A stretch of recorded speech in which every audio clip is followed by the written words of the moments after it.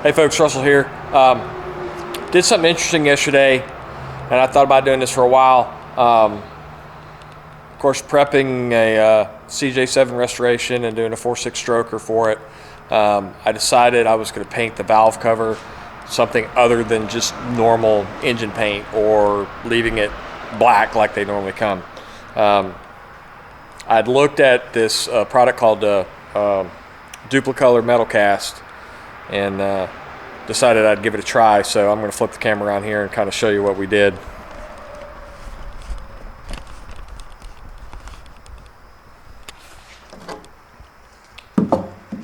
So,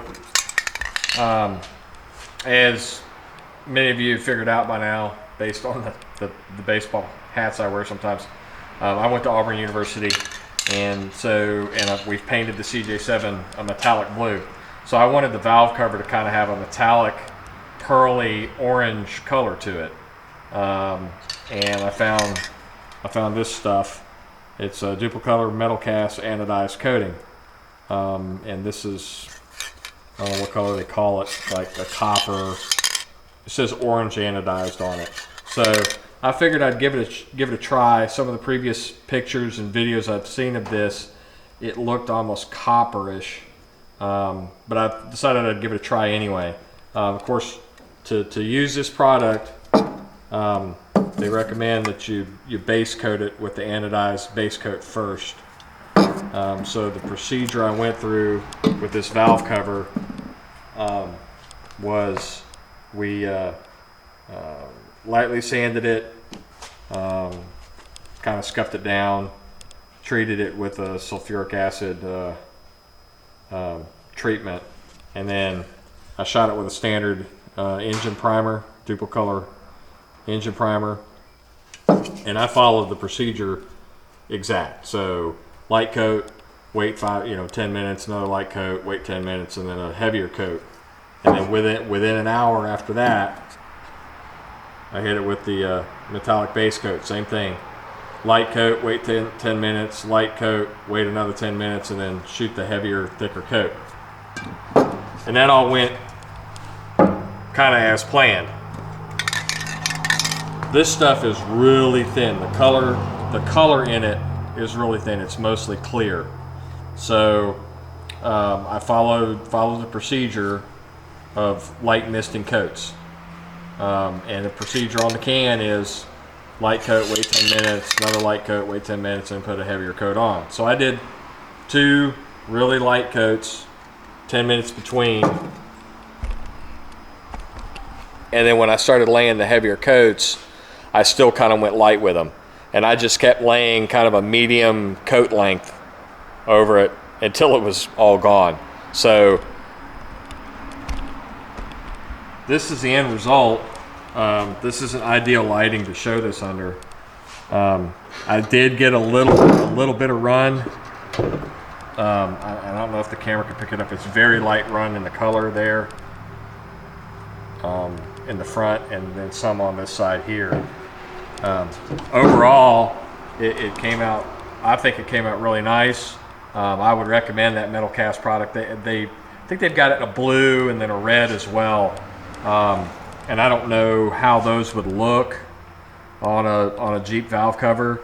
I'm going to pick this up and walk it out into the sun just to kind of show how much different it'll look. So this is in direct sunlight.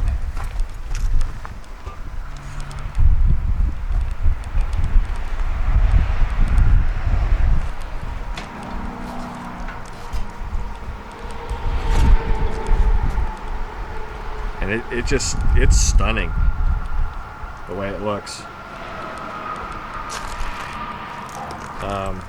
And then let's see what it looks like just sitting on the cylinder head itself.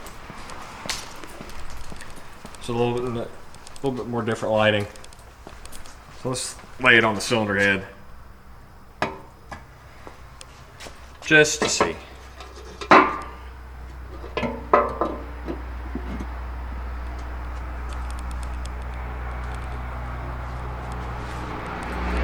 That looks pretty good. I would definitely recommend, if you're wanting kind of an anodized or a pearly, you know, orange, or like I said, I think they offer it in a blue and a red as well. I would recommend this stuff. Of course, surface prep is always the key. So sanding off any rust or any imperfections in your metal before you do it. I've heard you can actually use this on plastic as well. And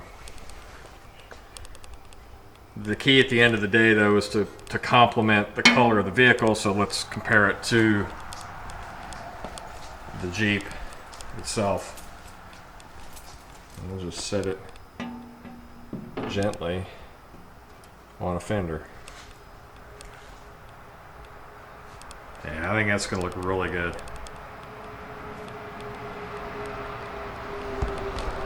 Let me know what y'all think in the comments. Like I said, I'm pleased with the way it turned out.